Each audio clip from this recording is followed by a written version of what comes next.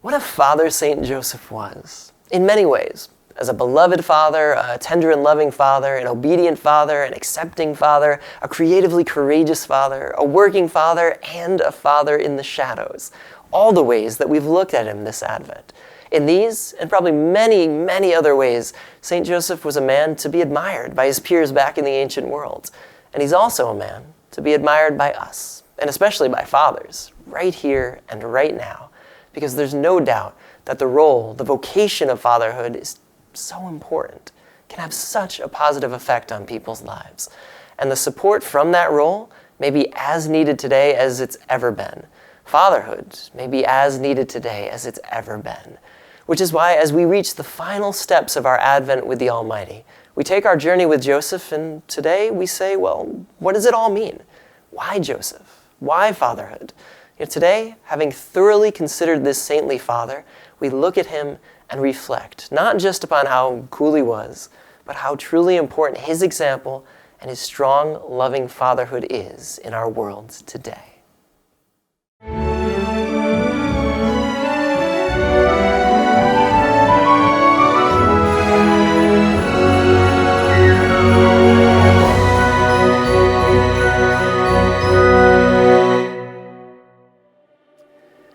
In Patris Corde, Pope Francis wrote that the aim of his whole apostolic letter, the reason for publishing it as we began that year of St. Joseph, was to increase our love for this great saint, to encourage us to implore his intercession, and to imitate his virtues and his zeal.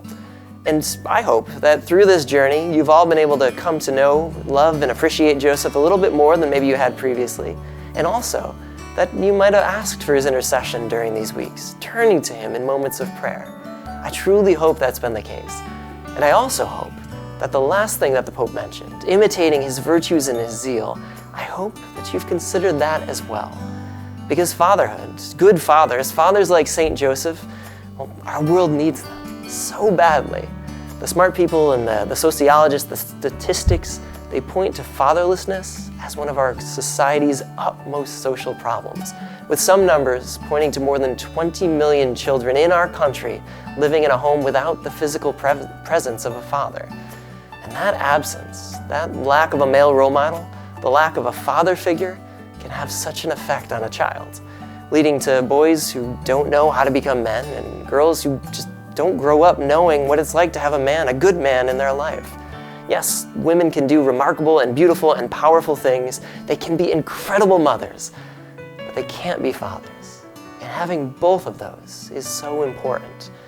And as we wind down our journey with Joseph, having focused so explicitly on fatherhood, we might say, and should say maybe, that having fathers like Joseph out there in our world is so critical. Fathers, as we've discussed, who can work hard to be courageous and creative and instruct and guide and motivate and love, and who can also caution and scold and even let their kids fail, letting them fall on their faces every once in a while and then being right there to pick them back up. The reality has become that too many men, too many fathers have been unable or unwilling to live up to all that. And that's not okay.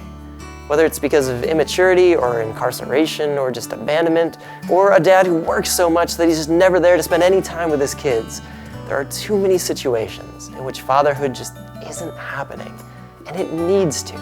For the sake of ourselves, the sake of our children, the sake of our future, it needs to. So, for you, are you a father? Are you a parent, a coach, a teacher, a mentor? Do you or could you play that role in someone's life?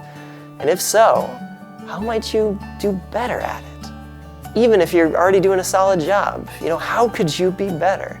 How might you be a better support system, or a disciplinarian, or a shoulder to cry on, or whatever loving thing is required by that someone who really needs you, that someone who looks up to you? As we've said, there are too many situations where there is no father there to do any of that. And we as a church, as a society, need to fix that problem. But also, when we do have fathers there, we need them to grow and improve and love better too. We need them, we need you, to be a bit more like St. Joseph. Advent is this time for preparation and for reflection, getting ready for the coming of Jesus, a new child coming into the world. For Joseph, in his story, These were days of planning for, oh, I'm going to be a father. I got to make sure I know I can do that well. And just like with Jesus, the children of today deserve fathers and deserve fathers who are doing it well. It's our job to make that happen. And not just letting it be a cute ideal that we kind of strive toward, but to do all that we can to ensure that's the case. In people's lives, in children's lives, and especially for our fathers, in your children's lives, we need to make that the case. St. Joseph offers this example. He's shown you all the pieces that you'll need to succeed. And now, for you, me, all of us, we just got to go do it. And with the help, the guidance, and the intercession of this wonderful Father, I have the faith that we can.